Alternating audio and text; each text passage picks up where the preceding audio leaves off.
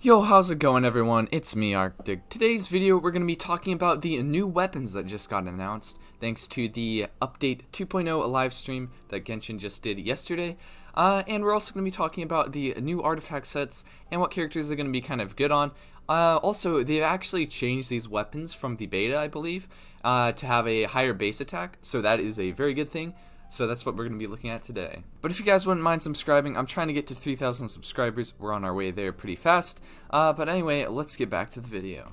Okay, so these weapons right here are going to be the new craftable weapons for Inazuma. Now don't worry, they don't use a different type of prototype. They still use the same type of prototype, which is going to be kind of a good thing because you can stock on that up.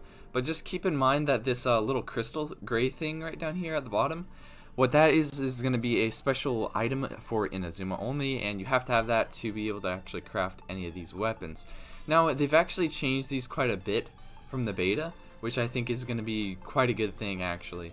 In terms of their base attack, it's been increased. These used to be at like 41, which gave them like an incredibly low base attack, and so now I think these will actually be pretty good. For example, if we look at the sword right here, the Ammonia Kagetsu Blade, this one comes with a base attack of 42, an attack percent as its substat.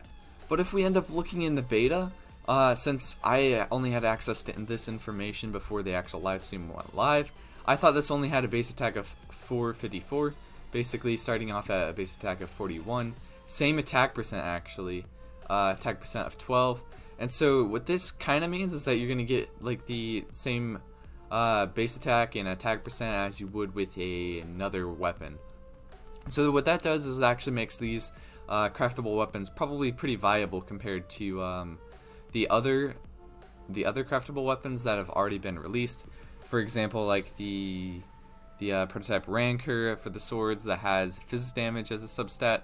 This one will have attack percent as a substat, which is going to be way better than fizz percent if you're not using like a fizz DPS kind of character. This one's passive is also really good because it increases like your energy recharge alongside of that. So this could be a very good weapon to use on like pretty much all characters, and that's what I think they're going for with all of these new prototype weapons. The Kitten Cross Spear, and this one is going to have a high base attack, Elemental Master as a substat, and that's going to be pretty interesting. So let's take a look at that one. And so this one's going to be pretty interesting because we don't really have a polearm character in the game right now that really heavily relies on Elemental Mastery. So what this might mean is that this weapon could actually be used on future characters that'll use polearms, maybe like Toma. He might have like some good elemental mastery like support capabilities or something, but this also has a high base attack, which is going to be pretty nice.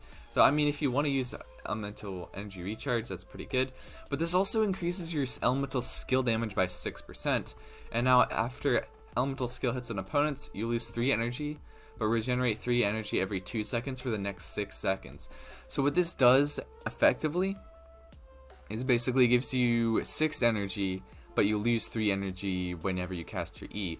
So this actually might be a decent spear if you use like a Xiao, because you can basically stock up on your burst energy after you use your E's, because you use your E's, you gain your energy, and then what you do is you pop your ult, and then you're stacking up your energy recharge based off of this. And it can occur once every 10 seconds, so it's pretty short cooldown. It can be triggered even if the character is not in the field. So this, since it says character cannot be triggered on the field, or it says it can be triggered when the character is not on the field, that kind of hints that Toma is probably going to be like an off-field kind of DPS, I would say. Maybe even better than like Yoimiya, you know, something like that. Because I don't think Yoimiya is going to be that crazy, really.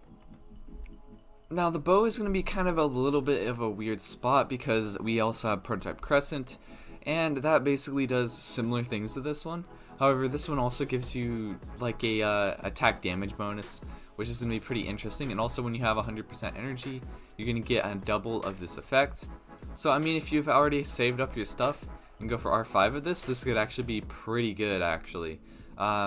For very good consistent damage. It also increases your normal attack damage, so this could be good on characters even like Tartaglia, I would say. Not over like a Rust, I would say. However, if you are going for like Tartaglia charge attack vaporizes with his bow shots, this could actually be pretty decent, I would say, just because of it boosts like both of these abilities. Claymore and the Catalyst are going to be kind of interesting because they use energy recharge as their substat, so that should be pretty interesting. We don't really have that great of options for Claymores in terms of energy recharge, so this could be a very good weapon for like Sayu if you want to run her as a support. Also the White Dragon Ring right here, which is the Catalyst. This could be interesting on characters like Scaramouche in the future possibly, or even the new Hydro Catalyst, I forget the name, but yes. So yeah, the Claymore is basically the same as the Polearm, except this one has energy recharge instead of Elemental Mastery. Use the Polearm actually to energy recharge. That could have been very good, especially since it's basically the same weapon as this. This one has just the lower base attack, energy recharge, but this has like the same passive as the Polearm, which is going to be pretty decent. Now the Catalyst is going to be a little bit interesting to use. So after the character equipped with this weapon triggers electro elemental reactions, nearby party members of that elemental type involved in their elemental reaction receive a 10% elemental damage bonus for their element lasting 6 seconds. Elemental bonuses granted in this way cannot be stacked. So basically you get 10% elemental damage bonus for the specific element. Now this could actually be pretty good if there's like an Anemo Catalyst in the future. What you can do is you can like swirl Electro, but this can also be good on just like electric characters in general. And it has energy recharge, so you can basically keep your burst uptime. Yeah, that's like a pretty interesting thing to actually use. Like basically it for the new craftable weapons. I just wanted to go over those real quick.